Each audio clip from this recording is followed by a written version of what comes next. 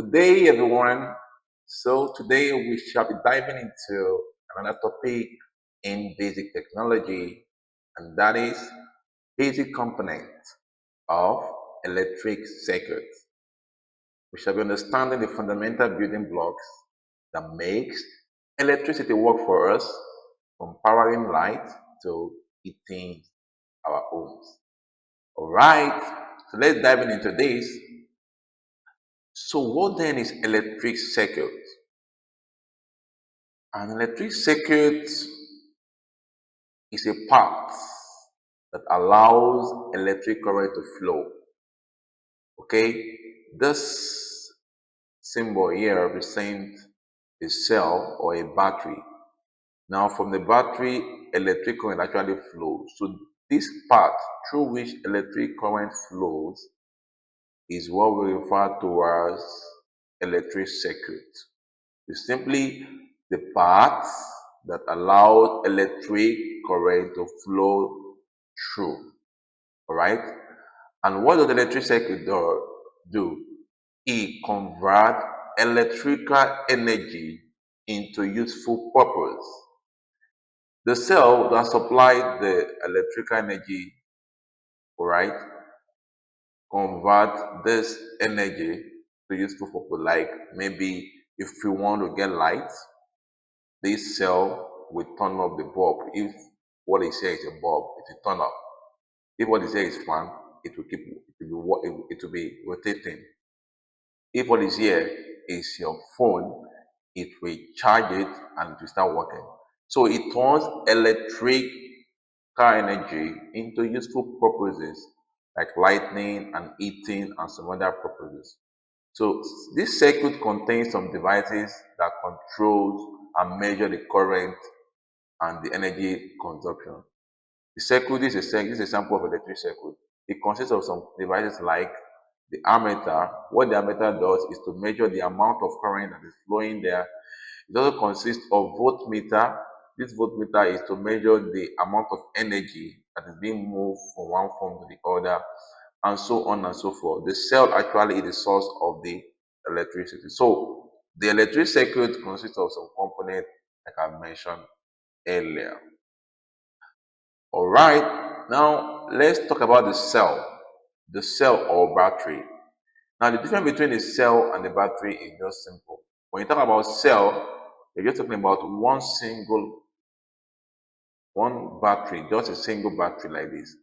But when you combine two or more cell together, is what make a battery. So, a battery is a combination of two or more cells. So we don't refer to one battery as a battery, but a cell. Okay, just like this one, like this finger battery. But when you have it to be more than one, then the group is known as battery. And what is the function of the cell? What it does is just to push free electrons around the circuit to create current flow. Now, when electron is flowing through a circuit, it changes its name from being electron to electric current. All right. So when an electron is flowing from the battery through the cell, then it is known as electric current. So the function of the cell is to push the electron in it to flow through the circuit. There's another term that we need to know, and that's potential difference. Potential difference, the unit of it is volt, and we use voltmeter to measure it. It just represents the work done per coulomb of charge. Potential difference simply means the work done to take a charge. Okay, when we talk about charge, we are referring to an electron because electron is a type of charge. So the work it takes to take electron from one terminal to another terminal. You know, a battery has two terminals, the positive and the negative. So that work done to take a charge, which is an electron, from the negative terminal to the positive terminal or vice versa, is what we call the potential difference. And the instrument that does that, or device that does that measures that is voltmeter. All right. Then, of course, we have said earlier that the current flow simply means the movement of electron. Current flow is represented with the symbol I, letter I, and the unit of current is ampere. The instrument we use to measure current is known as ammeter. All right. So I will say that let's proceed to what we know as resistance. Resistance. Okay, if you look at this circuit carefully, you will see where a component is labeled resistor. Now, the ability of a resistor to resist the flow of current is known as the resistance of that resistor. Okay, a resistor is a component that opposes the free flow of electron in a circuit. That's why it's called resistor. It resists.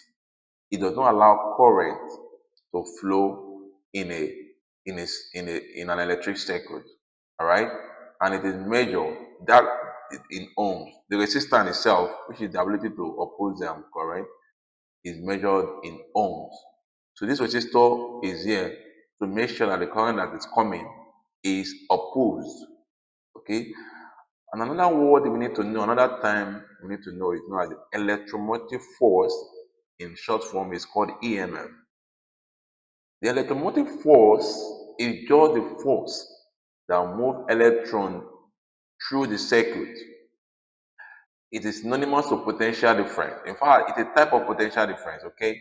Now, the cell, this is the cell, this is the symbol we use to represent the cell or a battery. A longer vertical and a shorter vertical line. Okay, parallel to each other.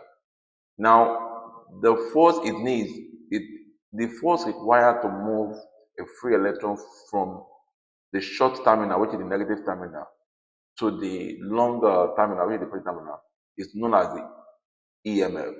Okay, so it's a type of potential difference. The force that moves the electron through the circuit, and the symbol for it sometimes is V. If we don't use EMF, we use V. It is measured in voltage. So EMF drives current around the circuit. All right. So let's now talk about the source of EMF. Of course, the source of EMF is the cell. The cell is of two types. We have the dry cell, which which is called the primary cell, and usually provide a voltage of 1.5 volts. While the wet cell is not a secondary cell, and it provide a voltage of 12 volts. Okay, usually the difference between them majorly is that the dry cell consists of the the chemicals that are in dry form, maybe in powder form, while the wet cell, the chemicals are in liquid form. Okay, another difference is that for the dry cell, when they run down, you can't recharge them. Just like we charge our phones, you can't, when you use dry cell, once it runs down, it runs down. But for wet cell, you have the opportunity of recharging the cell again, and usually it is within this range of 12 volts. All right, we have those that are more than that as well. All right, so I won't say that.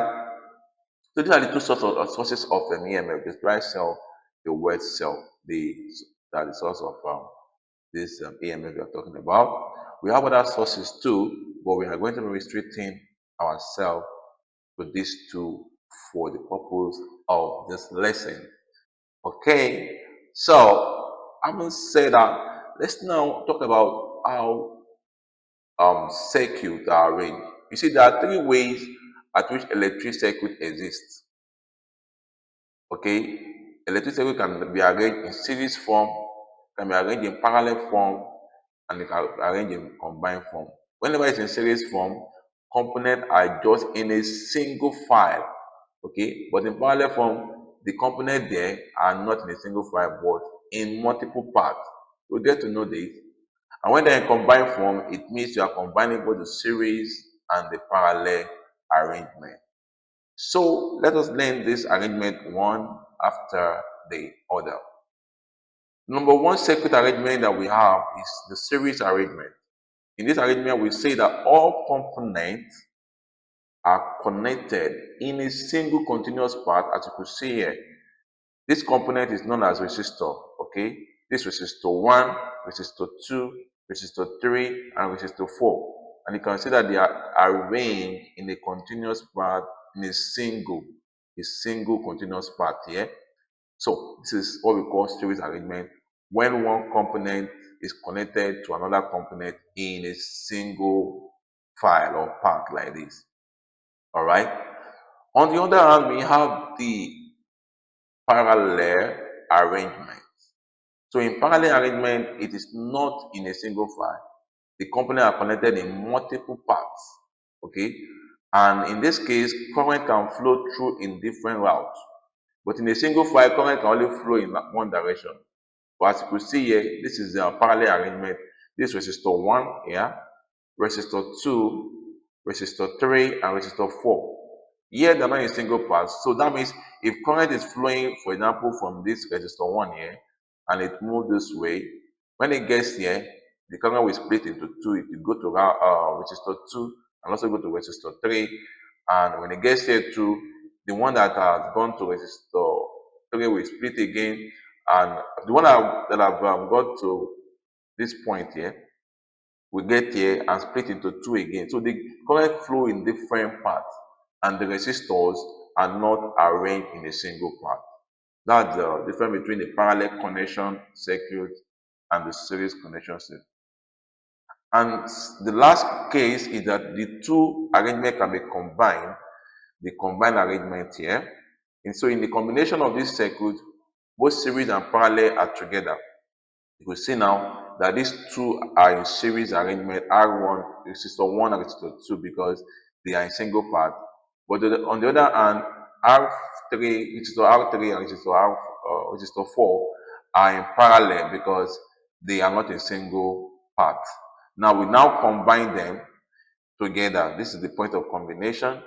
So this type of circuit is known as what? The combined arrangement. And there are a lot of effects of this. Okay, but for the purpose of this class, we just want to have an understanding that circuit can exist in three ways. Okay, so what have we learned in this class today? Number one, we have been able to see that circuits actually convert electrical energy into useful application like lighting and heating and supplying light to our fans, supplying light to our even our electric cookers, to our phones, to our laptops, and so on and so forth. So it converts electrical energy to what? To useful application. Whatever you can think of, that is useful application. Then two, we're able to learn that cells or batteries provide the EMF that pushes electron around the circuit. Okay. Meanwhile, resistors, though they resist current, their function is to control the amount of current that flows. So they resist excessive current and allow the useful one to go through the circuit. Thirdly, we are able to see that circuits can come in three forms, can be arranged in three ways: in series, in parallel, and in combined arrangement. Okay, and we're able to see that whenever they're in series, in single part, parallel, multiple part, and combine both series and parallel together. All right, so this is where we shall be drawing the curtain. I hope you have learned something. Thank you for watching and have a wonderful day. Bye.